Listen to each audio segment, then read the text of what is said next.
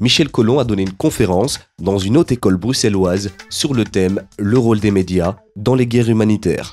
En marge de la conférence, nous lui avons posé la question sur la problématique des jeunes qui partent combattre en Syrie. Je pense que ce problème, il est important, il est complexe et c'est très grave parce qu'on parle de jeunes qui vont aller se faire tuer là pour beaucoup d'entre eux et donc c'est une très grande souffrance pour les familles. Et aller là-bas ne sert à rien, au contraire, ça ne résout aucun des problèmes. Et donc on doit réfléchir ici en Belgique, pourquoi ils partent. Je crois qu'il y a plusieurs facteurs. Un, il faut le dire, la Belgique c'est un pays où il y a encore des discriminations racistes et des discriminations à l'emploi, le délit de sale gueule, un avenir difficile pour les jeunes. Et oui, il y a beaucoup de racisme. Donc ça, c'est un premier point. La Belgique, c'est aussi un pays qui est complice d'Israël. C'est aussi un pays qui est complice de la guerre contre l'Irak, en Afghanistan. Et donc, ça fait que beaucoup de jeunes sont en colère, à juste titre, et sont perdus et dans la confusion. Dans la confusion, pourquoi? Parce que l'info des médias est très mauvaise.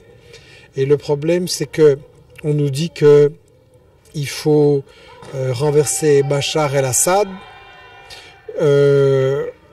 On plonge la Syrie dans une guerre civile depuis maintenant 2 ans. Et je pense qu'elle ne va résoudre aucun des problèmes.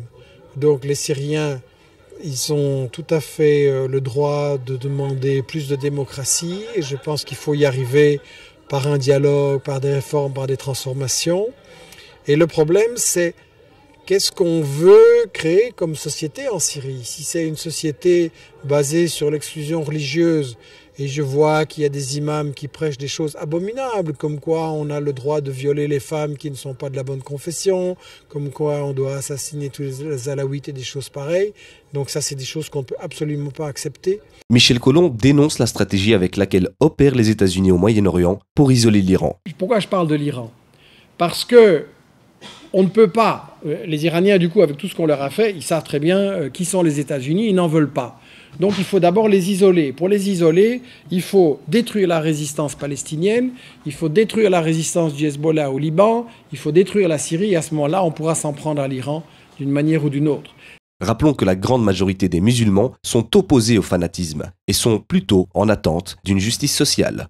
Je pense qu'on doit se battre dans tous les pays pour la justice sociale, pour la paix, contre le colonialisme d'Israël, des États-Unis. Et on doit lutter tous ensemble, qu'on soit musulman, de telle ou telle confession, qu'on soit chrétien, qu'on soit non-croyant, qu'on soit juif aussi. Il ne faut pas oublier qu'il y a des juifs qui sont palestiniens, des juifs qui dénoncent Israël. Donc ce n'est pas une question de religion. Et ce sont les États-Unis qui veulent nous emmener dans une guerre de religion qui n'a pas de solution. On va se disputer et se battre tous contre tous. Donc moi je crois que pour une société moderne, tolérante et pour la justice et pour des relations correctes entre les hommes et les femmes, c'est important de faire un projet de société où il n'y a pas ce fanatisme et ces violences. Quelle que soit la croyance qu'on a, je n'accepte pas l'idée qu'il y aurait un Dieu qui dit qu'on peut être violent contre tel ou tel, etc.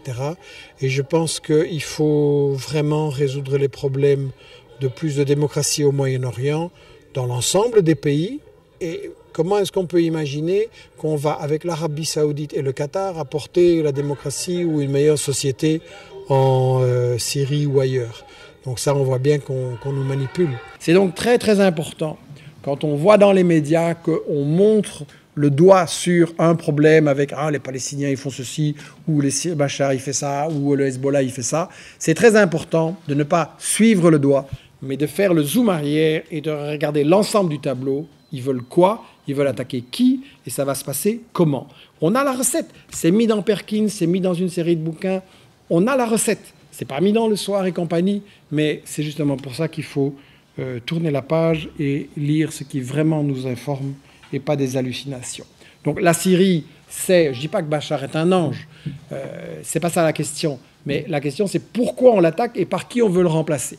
si on veut le remplacer par ce qu'on a mis au pouvoir en Libye, je ne suis pas sûr que le peuple syrien il va s'en porter mieux après. Les États-Unis trouvent un relais au niveau des politiques européens en maintenant une ambiguïté selon les situations qui les arrangent. Ils soutiennent des extrémistes dans certains pays en les présentant comme des résistants, comme par exemple la situation libyenne. Et lorsque ces mêmes extrémistes retournent les armes pour combattre les politiques injustes des États-Unis, à ce moment-là, ce n'est plus des combattants de la liberté, mais bien des terroristes. Je crois qu'il y a une grande hypocrisie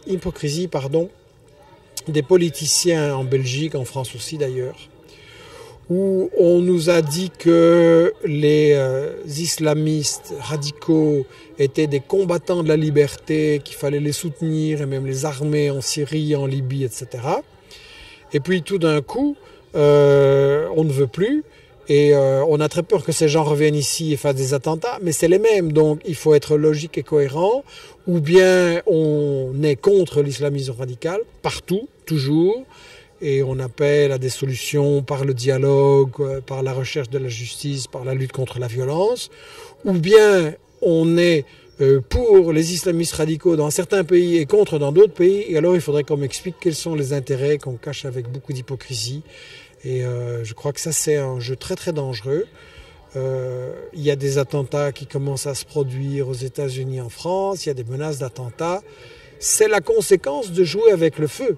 Il faut qu'on ait des principes, qu'on les applique partout, qu'on soit honnête avec les gens, qu'on leur dise que ça doit être fini de soutenir Israël, ça doit être fini de soutenir des dictatures comme l'Arabie Saoudite et le Qatar, et ça doit être fini de voler le pétrole et les ressources naturelles de tous ces pays. Et on sait bien que s'il y a une lutte contre la pauvreté, s'il y a une lutte pour l'éducation, pour les soins de santé, pour donner un avenir aux gens, il y aura beaucoup moins de jeunes tentés par le fanatisme et on va pouvoir construire une société meilleure. Donc moi, c'est ça que je défends.